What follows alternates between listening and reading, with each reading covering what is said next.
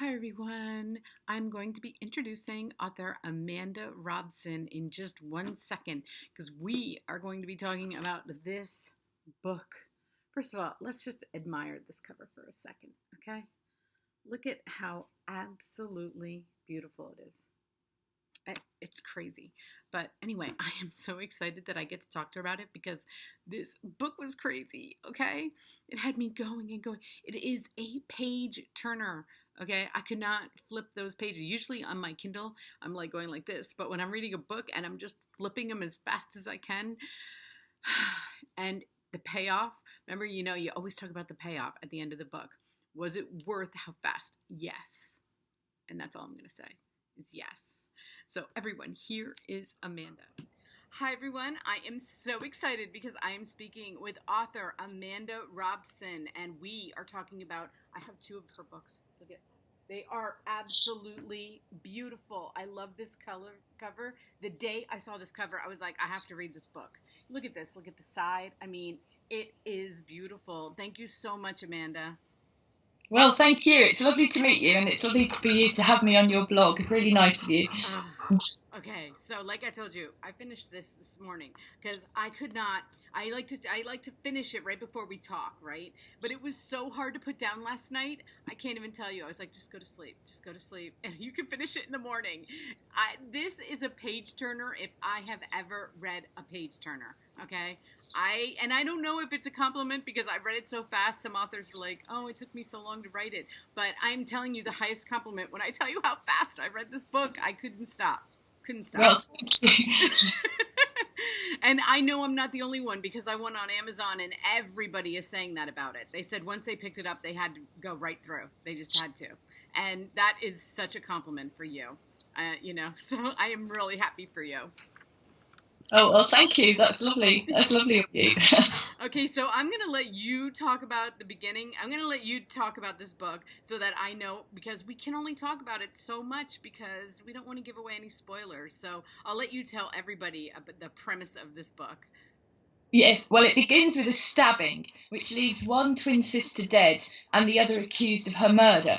And then it moves in two timelines. The past, through the main characters' heads, that led to describing what's led to the fatal incident. And then also it moves on in the present to explain what happens to the remaining sister.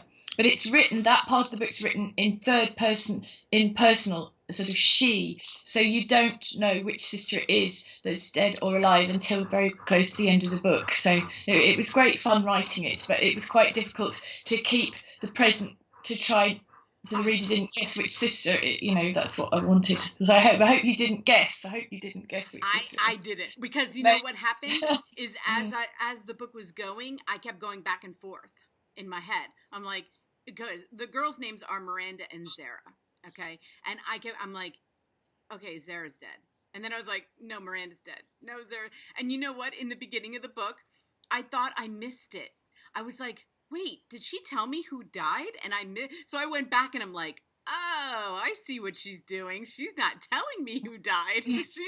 She wants me to get, because I was thinking, wait a minute, what did I miss? And I didn't miss anything. You didn't tell me.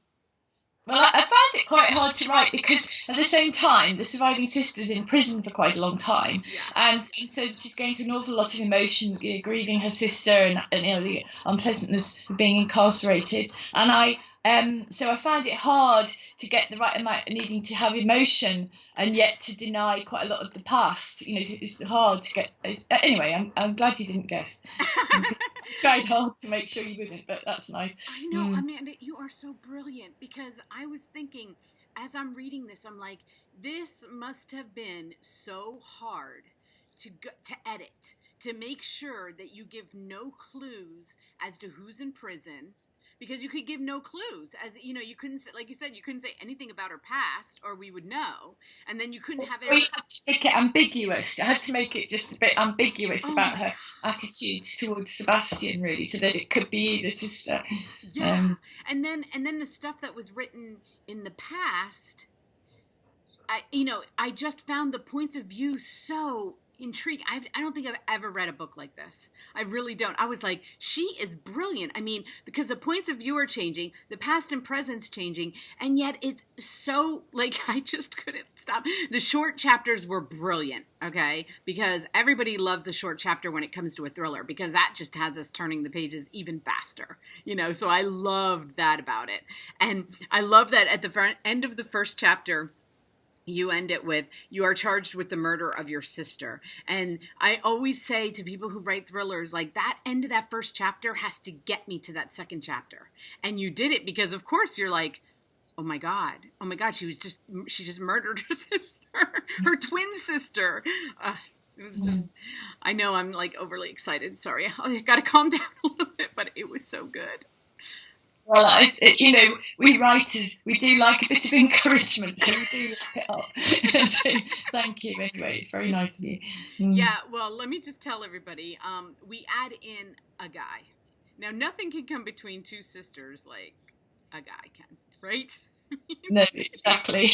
The readers probably won't be that surprised that it's a guy that's come between them. Exactly. Right. Yes, I've always wanted to write a sort of. I've got very close. I don't have a sister myself, but I've got a very close relationship with my girlfriends, and I suppose for many years I've wondered what would happen, what sort of thing would stretch the relationship. So I sort of wanted to write a novel a bit like this about a triangular relationship for quite a long time. So I did enjoy it from that point of view. But yeah, I was going to ask you if you had a sister, because I don't either. I have two daughters who are sisters, and watching their relationship is very interesting, especially as they get older, and they're both in their 20s now. So it changes, because little girl sisters as adult sisters, and their lives are so different. Like Miranda and Zara, their lives are so different. But the added thing is the twins, because I love how you keep talking about, because it isn't just a sister. It's like one, like they're more attached than that. And you bring it up a couple of times, and I was like, right, because they're twin. Like, it's crazy good. And Sebastian just comes along, and it adds that element of conflict. And I had read I went to your website, and I had read that you, on your blog, you said that it needs, like, every chapter needs conflict. And I was like, yeah, I thought you did that beautifully. Oh, well, thank you. They say every conversation, every chapter, everything needs conflict. But I do sort of wonder whether, that's more so in the type of work I'm writing. I mean, it would be interesting to talk to somebody who's writing literary fiction. I can't imagine they're wanting to up the angst all the time of every single conversation. But I mean, if you watch the scripts of quite a lot of television shows, in the UK we have something called EastEnders, so it's probably the wrong thing to talk about in America. But you can dip in at every scene, and there's someone's having an argument, or there's something going wrong about something. But it's, on the other hand, it's very compulsive viewing that people in the UK watch. Almost, they've got a big following that watch it every single day of the week and won't miss it, So is it like a soap opera? Yes, it is a soap opera. Yeah, nice. But I do wonder. It'd be interesting to talk to people who write more gentle novels and more literary fiction. They might not necessarily agree. I'm beginning to think. I mean, they did. I did a course on writing at the Faber Academy in London, and they sort of suggested that should be what you do. But it certainly is what you have to do in the type of genre that I write. Yeah, I was wondering, like, how did you come up with this story? I mean, when you decided this is your second book, and I'm assuming Obsession was also a thriller. I wanted to look that up, and I forgot. But yes, it is. It's another psychological thriller, yes. So did you know that that's what you were going to write? Did you know that thrillers were going to be your genre? No, I didn't actually. I spent 7 years writing historical fiction, and but I think it had a psychological intrigue in it, and I didn't quite realise. And then I suddenly got the idea for my first book. And I just thought I'd give it a go. But I've been a sort of stay-at-home housewife for many years, living in a very sort of leafy residential area in just outside London, and I haven't had much experience of terrible incidents and crimes. So I'm quite a spoilt middle-class woman, really. So I just thought I wouldn't be able to do it. But I made up this sort of horrible story, and I wanted to have a go. Unfortunately, I do have a friend who's a retired police inspector, and I just managed to do it. I've had to go and sit in court. I've done quite a lot of research to write my second one and gone and watched a murder trial in court and things. But I've managed to do it. but it's not because that's my experience. I mean, I have another friend who writes psychological thrillers, and she was a crime correspondent for the BBC. So she was going into court to hear all the judgments, for years and years, and looking at all the different characters and seeing how normal they looked, some of them, and yet how they were terrible murderers. So she became fascinated in that way. Well, I didn't have a real crime background in that way, just had an idea for a story, and then I had to really get myself into the zone to sort of write about crime. But once you start doing it, it's fascinating. Oh my! I was trying to picture your outline for this book, because in order to keep the past and the present, and then the characters, like, how did you do that? Do you outline? Do you use cards? I mean, how did you know, like, what was going to come next? Well, I had the idea of the plot come into my head, and I did work hard at the structure. Yes, I did have cards and a chapter plan, and I did have to work really hard at the structure. I have to do that. Yeah. I don't know what most crime writers do. I hear the most amazing crime writers who say they just get an idea at the beginning and the end. Even people who write police procedurals, and they say then it just comes together. But I couldn't do that. I have to have it very finely plotted.